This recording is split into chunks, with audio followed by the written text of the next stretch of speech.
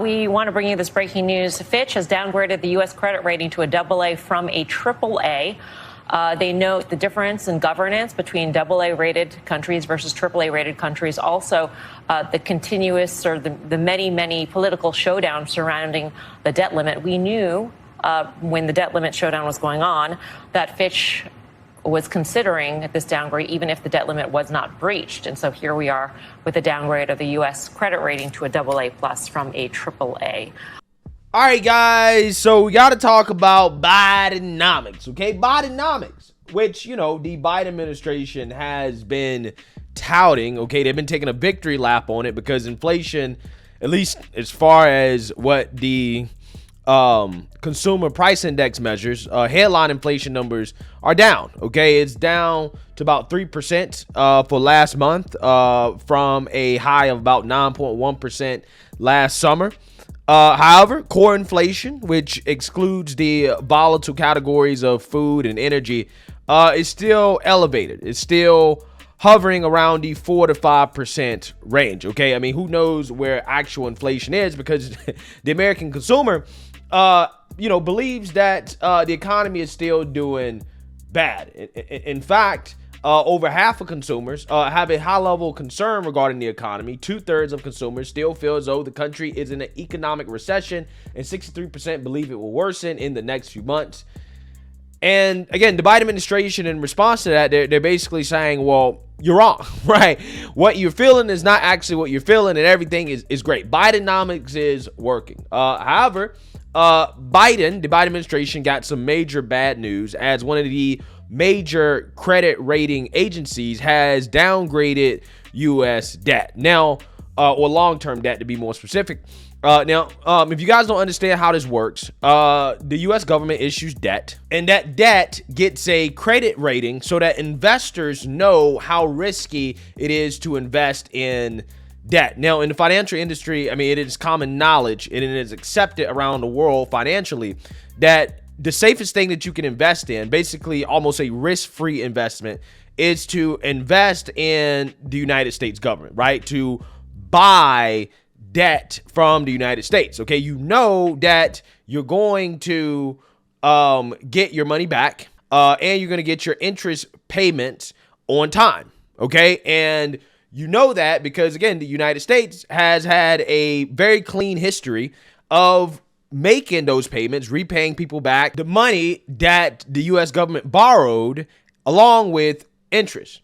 And literally, the global financial system relies on the U.S. government having a top credit rating when it comes to debt and our reliability in regards to paying it back. Now, the best rating that you can get is a AAA rating, and the worst rating you can get is like a D rating or something like that, and D stands for default. Now, these ratings are given out by what they call the Big Three, okay, which is Fitch, Standard & Poor's, and Moody's, okay? And Fitch decided to downgrade the U.S. government's debt, long-term debt, from a AAA, which is in the investment grade, that's the highest rating that you can get, to a AA plus, okay, which basically signals that there is less confidence in the government's ability to pay back our debt, okay? And they cited a number of reasons for this, and the Biden administration, of course, instead of, taking responsibility for the fact that this happened under his administration, that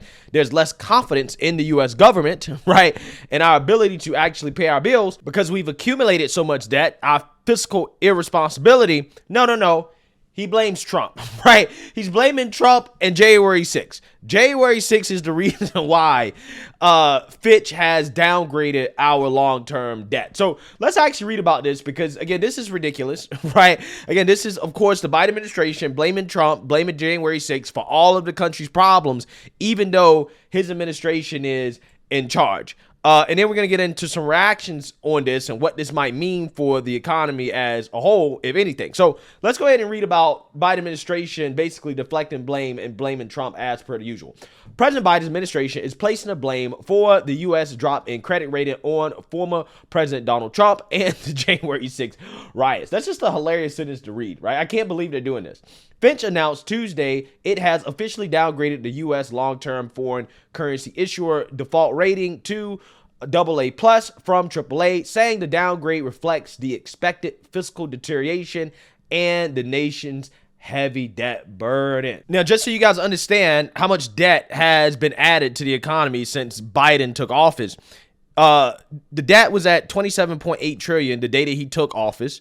And now, as of February in 2023, the total debt that we've accumulated is about 31.5 trillion. Okay, Biden has added about 3.7 trillion to the debt. Okay, and it's been probably what, 2 years? Okay, 2 years. And the Congressional Budget Office has reported in the first 9 months of fiscal year 2023, Biden has accumulated $1.7 trillion in the deficit. Now, Biden has claimed that he's helped reduce the deficit, right? Which is a lie.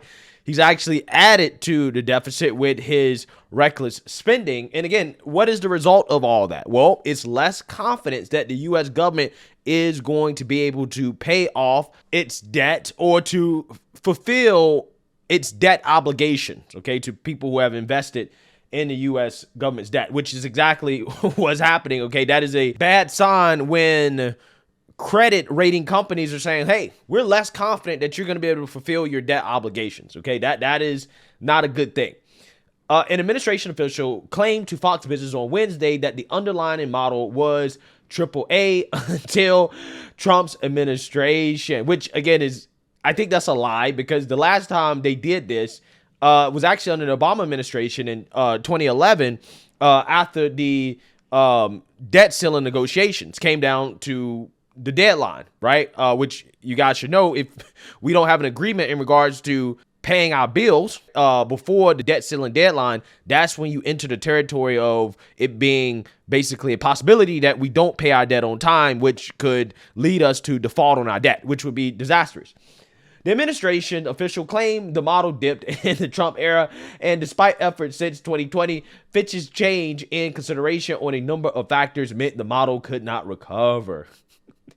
The official told Fox Business that Fitch repeatedly cited January 6th as a factor in its decision, considering instability of governance as an aspect of the downgrade in rating. Now, it seems to me that Fitch citing instability of governance is making the Biden administration say, oh, well, it's January 6th, right? They're interpreting that as January 6th, right? Which, again, this is just another trick from the Biden administration because they believe that people are stupid, right? That's what they believe. Let's blame January 6th and Trump for everything.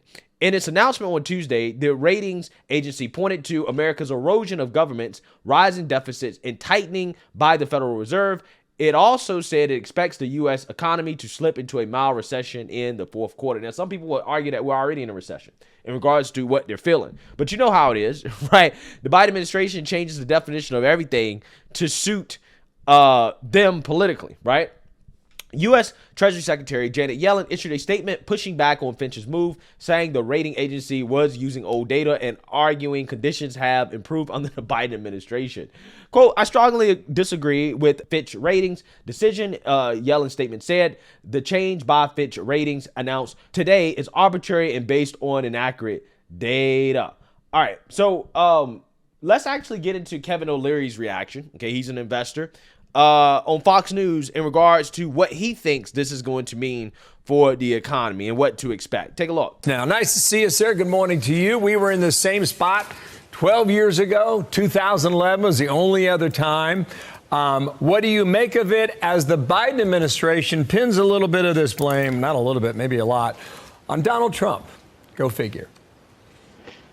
Well, it's really about government and policy. There's no way to sugarcoat this at all. It's bad.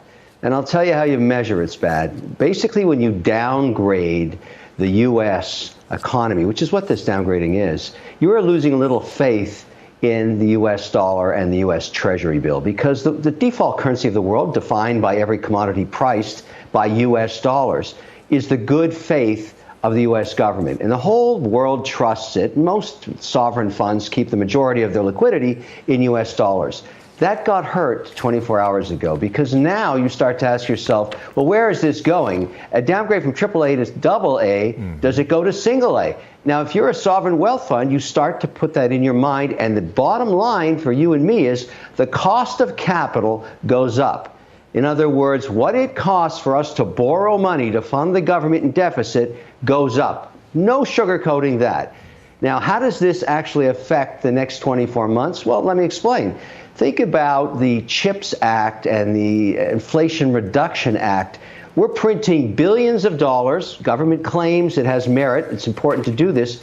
But at the same time, that's just a lot of spending, and that increases the deficit. And that's why Fitch did this. They downgraded it. And I wouldn't say it was the two bills that caused the camel's back to be broken, but it was enough for them to say, okay, I've seen enough. Now, for me and you, or anybody at a kitchen table in America, your car loan just went up from 5 to somewhere between 7 and 9%. Really? That's not going to help. So the cost of your loan and your borrowing and your mortgage going up, period. Okay, so that's on the economic side of it. Now, the last time this happened in 2011, the S&P 500 slid almost 7%. Now, as of today, the S&P 500 is down 1.38%. Who knows if it's going to continue to drop, and whether or not the cost of capital, aka the cost to borrow money, is going to go up because investors are going to demand higher interest rates, because presumably it is more risky to invest in U.S. government securities due to the downgrade in rating, which signals that, hey, it's not as safe as it's been. Okay, now, again, the Biden administration is playing politics on this and trying to blame January 6th. But, what's funny is that they're not blaming themselves. When I think the main reason that they cited that they downgraded the credit rating of the United States long-term, government bonds or whatever, is because of the massive amount of debt that we have accumulated in our economy. Now, the debt to GDP ratio in our country right now is over 100%. It's like 120% or something like that. Okay. The last time it was this high was World War II. Okay. That's the last time we've had a debt to GDP ratio this high. So when you have these type of numbers and the Biden administration continue to spend so much money, along with inflation that seems to be stubborn, okay, and high interest rates, which, again, make it a lot more expensive for the government to actually give out money, right, to issue loans, right, because the interest is how much the government has to pay investors to buy debt from the government. Yeah, I mean, that's going to be a problem. That's going to be an issue, okay? And I think that's what Fitch is saying. Also, on top of that, they cited the debt ceiling battles in which, the Republicans came to the table like months before the deadline to try to cut the debt/deficit, but the Biden administration refused, right? They refused. They literally waited to the last minute to start negotiating with Kevin McCarthy, and the Biden administration wants to blame Republicans for Fitch saying, look, we think that there's some inherent risks with the fact that the government always waits to the last minute to decide that it wants to pay its bills, right? When, again, the Republican Party and Congress say, hey, look, we want to go ahead and get started on this months in advance. The Biden administration said, no, we're not going to negotiate on it. We're just not going to. And then we ended up getting a very lackluster bill to reduce spending that didn't go nearly as far as it should have went, okay? Because the Biden administration refuses to cut spending. But again, it's Trump's fault, right? Everything is Trump's fault. Nothing is the Biden administration's fault and their reckless policies that have driven this economy damn near into a recession.